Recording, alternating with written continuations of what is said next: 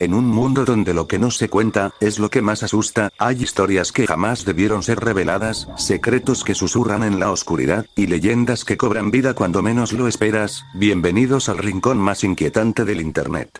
Yo soy Miguel Creepypastero, y estás a punto de escuchar lo que nadie se atreve a contar.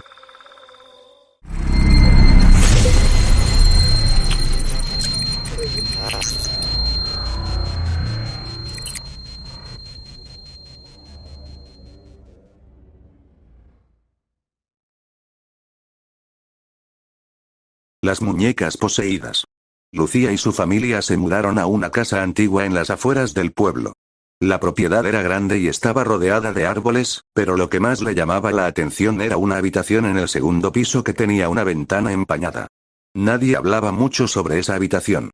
Ni su madre ni su padre mencionaban nada sobre el pasado de la casa, aunque Lucía notaba que evitaban ese lugar. Como niña curiosa, no pudo evitar preguntarse qué había en esa habitación. Un día, mientras sus padres estaban ocupados, Lucía decidió explorar más a fondo. Subió las escaleras, cruzó el pasillo oscuro y llegó hasta la puerta de esa habitación cerrada. La empujó con cautela, el sonido de la madera crujió, pero la puerta se abrió. El aire dentro de la habitación era frío, y la luz del sol apenas entraba por la ventana sucia. Lo primero que vio la sorprendió. Decenas de muñecas estaban alineadas en estanterías, sobre muebles antiguos, y algunas incluso estaban en el suelo. Todas eran muñecas antiguas, con ojos de vidrio que parecían seguirla donde quiera que se moviera. Lucía no era de las que se asustaban fácilmente, pero algo en esas muñecas le daba escalofríos. Había una en particular, que destacaba entre todas las demás. Tenía una vestimenta antigua, con una falda de encaje y una blusa blanca. Sus ojos, de un color rojo brillante, parecían inyectados en sangre. Lucía se acercó a la muñeca y, sin pensarlo, la levantó. La muñeca no era más grande que su mano, pero cuando la sostuvo, sintió un extraño peso en su pecho. La muñeca parecía real, mucho más real de lo que debería. De repente, la puerta de la habitación se cerró sola. Lucía se sobresaltó y miró hacia atrás. Pensó que sus padres estaban jugando alguna broma, pero cuando intentó abrir la puerta, notó que estaba completamente bloqueada. La muñeca en su mano se movió ligeramente, como si estuviera viva. Sintió un frío recorrer su espina dorsal y, en ese momento, las muñecas en las estanterías comenzaron a girar lentamente hacia ella.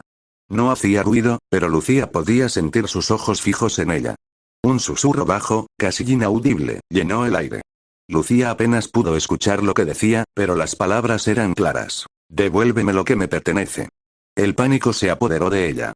Intentó soltar la muñeca, pero no podía. Su mano estaba pegada a la muñeca como si fuera parte de ella. De repente, escuchó un sonido desde el fondo de la habitación. Un suave rasguño. Lucía giró hacia la pared donde estaba la ventana, y vio una figura borrosa reflejada en el cristal. No era su reflejo, ni la figura de las muñecas, era una sombra de una persona, que la miraba fijamente desde el exterior. Lucía gritó, pero nadie respondió. Estaba sola, atrapada, y la muñeca en su mano parecía cobrar más vida. Sintió como si estuviera siendo arrastrada hacia algo oscuro. Los ojos rojos de la muñeca brillaban con intensidad, como si estuviera observando sus miedos más profundos. Cuando miró al frente, vio algo aterrador. Una de las muñecas, la que tenía la falda de encaje, comenzó a moverse por sí sola. Caminaba lentamente hacia ella, sus ojos rojos brillando con una malicia que Lucía jamás había visto en un objeto tan pequeño. Con un sobresalto, Lucía intentó liberar su mano de la muñeca, pero no podía. La figura en la ventana comenzó a moverse, acercándose a ella. Devuélvemela, Lucía, susurró una voz que no venía de ningún lado en particular, sino de todas las muñecas, al unísono. Rasguños en mi puerta. El primer rasguño llegó una noche tranquila, demasiado tranquila. Cuando Martín escuchó el sonido, pensó que era el viento, o tal vez algún animal de afuera. Pero cuando lo escuchó de nuevo, esta vez más fuerte y nítido, supo que no era algo natural. Se levantó de la cama, inquieto, y se acercó lentamente a la puerta. Era tan tarde que casi toda la casa estaba en silencio, excepto por el constante sonido de los rasguños. Con la mano en el picaporte, Martín decidió abrir, pero cuando lo hizo, no había nada. La oscuridad del pasillo estaba vacía, y el sonido de los rasguños había cesado por completo. Nada extraño. Aún así, algo no estaba bien. Algo en el aire parecía distinto, como si la misma casa estuviera conteniendo la respiración, esperando a que él cometiera un error. ¿Era su mente jugando trucos? ¿Una pesadilla? Decidió ignorarlo. Después de todo, estaba solo en casa esa noche, y la tormenta afuera solo ayudaba a crear una atmósfera más inquietante. Pero el sonido volvió. Esa misma noche, mientras Martín intentaba conciliar el sueño, los rasguños comenzaron nuevamente, esta vez mucho más cerca. No estaba seguro de si provenían de la puerta o de algún otro lugar de la casa. Se levantó nuevamente, con el corazón acelerado, y avanzó hacia el pasillo. La casa estaba oscura, y las sombras parecían alargarse de forma extraña. De repente, los rasguños se hicieron más intensos. Sonaban como si algo o alguien estuviera intentando atravesar la puerta, rasgando la madera con furia. Martín se acercó a la puerta y, con temblor en las manos, la abrió de golpe. Nada.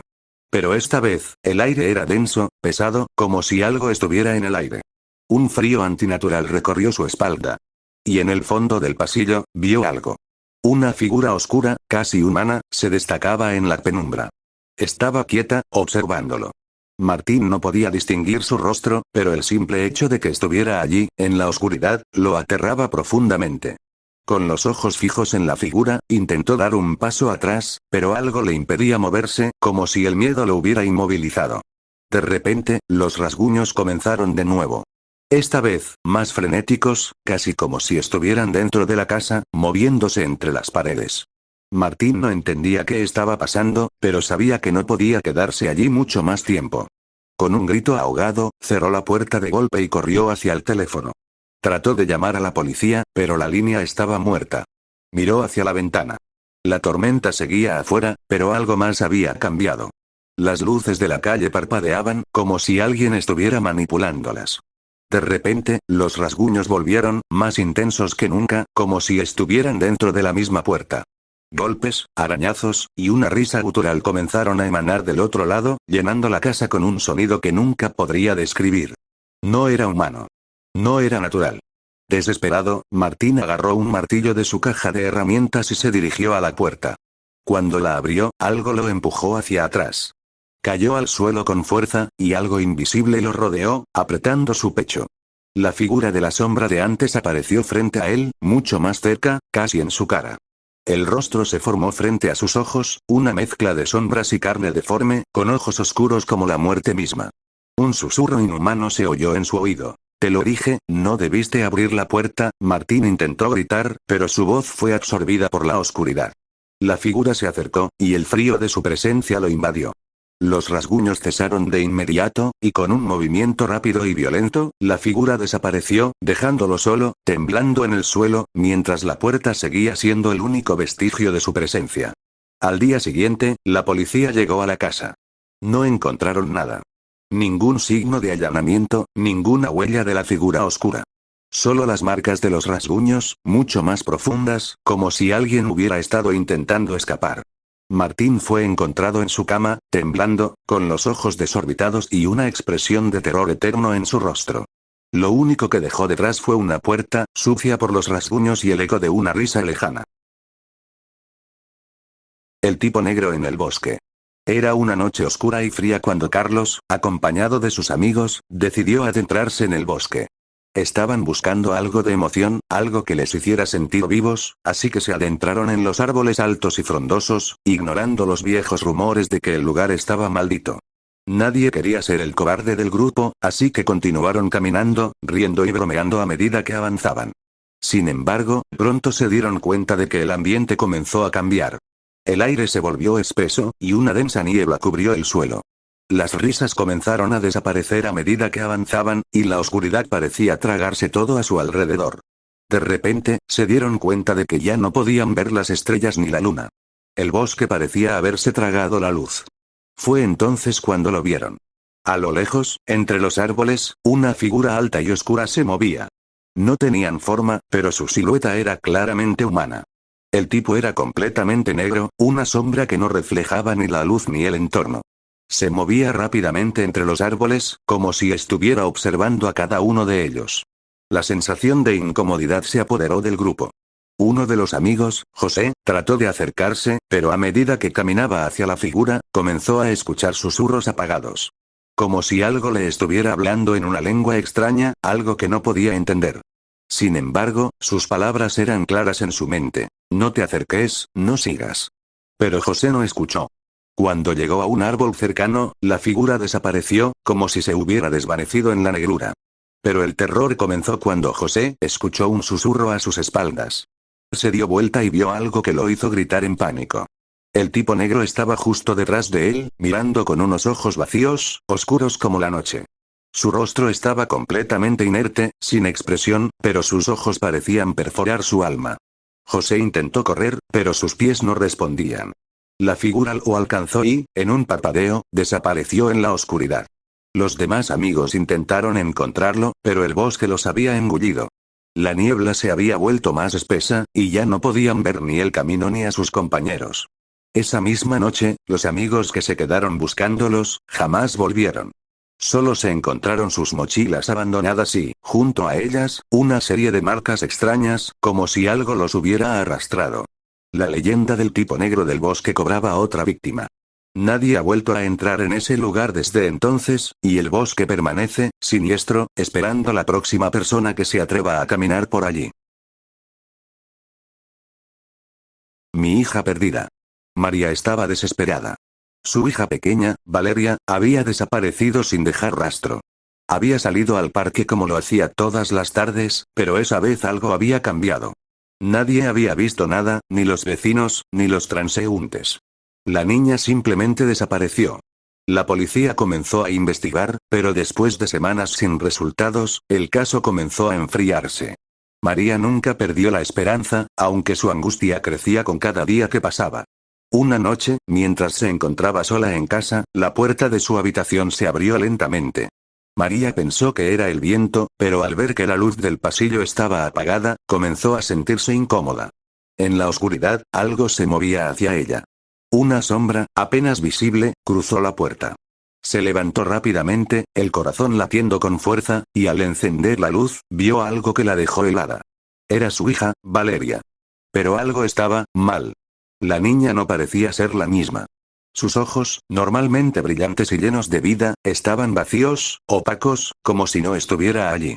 Valeria caminaba hacia ella con una sonrisa que no era suya, una sonrisa extraña, una que no pertenecía a una niña. María intentó acercarse a ella, pero cuando tocó su hombro, la niña desapareció, como si se hubiera desvanecido en el aire. Desesperada, María buscó respuestas, pero nadie le creía. Cada vez que encontraba una pista, algo extraño ocurría. Las fotos de su hija comenzaban a desaparecer, su ropa se encontraba en lugares que no recordaba haber dejado. Una noche, mientras revisaba una caja con cosas antiguas de Valeria, encontró una carta. En la carta, una nota escrita a mano, decía: "Nunca olvides lo que ocurrió en la casa abandonada. Ella está esperando". María, aterrada, recordó una casa antigua en las afueras de la ciudad, una casa que había sido el centro de una tragedia años antes. Se dirigió allí al amanecer. Cuando entró, vio una figura de niña parada en el vestíbulo, mirándola fijamente. La niña sonrió una vez más, pero esta vez, con una expresión completamente aterradora. La sombra de Valeria no era más que una manifestación de algo mucho más oscuro. En ese momento, María comprendió que su hija no había desaparecido por accidente.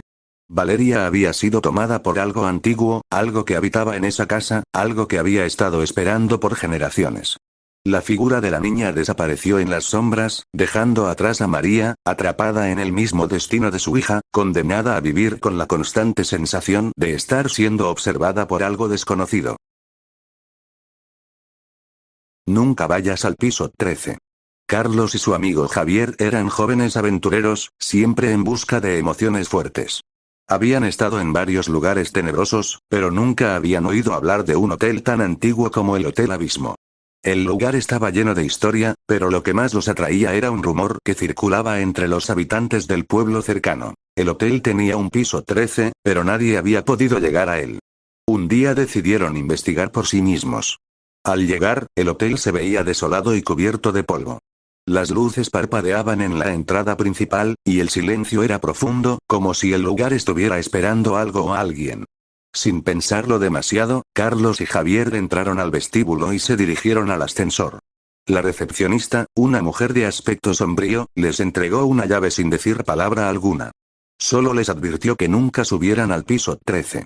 Ambos amigos sonrieron, pensando que era una advertencia más, como las que cuentan los turistas para asustar a los visitantes. Sin embargo, después de escuchar sus risas, la recepcionista no mostró emoción alguna y, en cambio, los observó con una mirada penetrante. Al llegar al ascensor, presionaron el botón del piso 13. El ascensor hizo un ruido extraño, como si estuviera luchando por moverse. Cuando las puertas se abrieron, una sensación de frío recorrió sus cuerpos. El pasillo que se mostraba ante ellos era oscuro y estrecho, las paredes cubiertas de moho y el aire pesado, casi irrespirable. Ambos entraron, pero el ambiente era tan denso que pronto comenzaron a sentirse incómodos. El pasillo estaba vacío, pero se escuchaban murmullos en la distancia, como si alguien estuviera susurrando a lo lejos. Cuando miraron al final del pasillo, pudieron ver una puerta antigua, con un marco de madera tallada. Era la única puerta en ese piso. Al acercarse, el murmullo se intensificó y las luces comenzaron a parpadear. Javier, temblando, extendió la mano para abrir la puerta, pero justo antes de que lo hiciera, algo lo detuvo. Una sombra apareció en el umbral de la puerta, como si estuviera observando a los dos amigos. De repente, las luces se apagaron, y el pasillo se sumió en la oscuridad. Un grito agudo y estremecedor se escuchó en la distancia, y el sonido de algo arrastrándose por el suelo hizo que el miedo se apoderara de ellos. Sin pensarlo, corrieron hacia el ascensor. Pero las puertas del ascensor no se abrían. Algo los estaba reteniendo en ese piso. Finalmente, el ascensor se abrió, pero los dos amigos, aterrados, se dieron cuenta de que ya no estaban en el hotel que conocían. El lugar estaba ahora distorsionado, con paredes que se movían y susurraban, y el piso 13 ya no estaba vacío. En su lugar, aparecieron extrañas figuras, como si el mismo hotel estuviera vivo. Los amigos apenas lograron salir del ascensor antes de que se cerrara. La próxima vez que alguien busque el Hotel Abismo, sabrán que el piso 13 jamás debe ser visitado.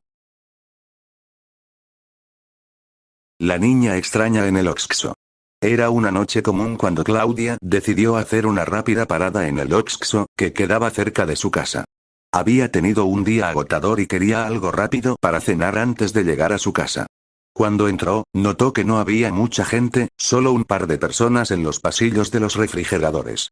Sin embargo, lo que más le llamó la atención fue una niña que estaba frente a la caja, mirando fijamente al cajero.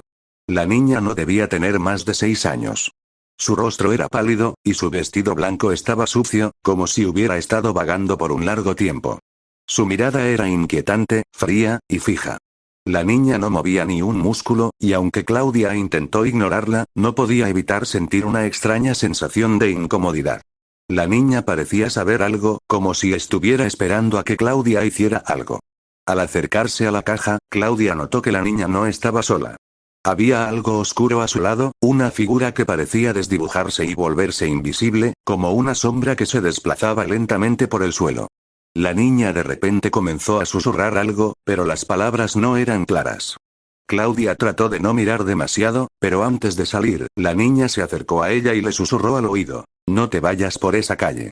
Confusa, Claudia se apresuró a salir de la tienda. Al llegar a la esquina del Oxxo, miró hacia atrás, pero la niña ya no estaba. Sin embargo, una sensación extraña persistió en su pecho. Decidió seguir su camino, pero al voltear en la siguiente esquina, se dio cuenta de que algo no estaba bien. La calle que solía tomar para llegar a su casa ahora estaba desierta, y el aire se sentía denso y opresivo.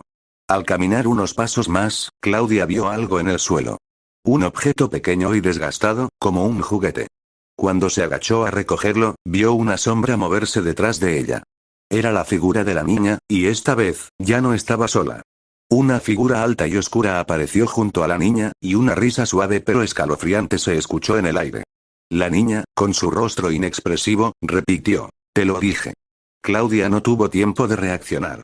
La figura oscura se acercó rápidamente, y antes de que pudiera dar un grito, todo se sumió en la oscuridad. A la mañana siguiente, las autoridades encontraron a Claudia, pero ella ya no estaba, solo su celular y una nota que decía: «No te vayas por esa calle». Y así concluye otra historia, una que tal vez no te deje dormir esta noche. Pero recuerda, los susurros en la oscuridad no siempre son el viento, a veces, son los ecos de aquello que no debía volver. Si te atreviste a llegar hasta aquí, no olvides dejar tu like, suscribirte y compartir este video con alguien que creas lo suficientemente valiente. Cada semana hay más historias, más misterios, más oscuridad. Yo soy Miguel Creepypastero, y esto apenas comienza. Hasta la próxima noche, donde el terror vuelve a despertar.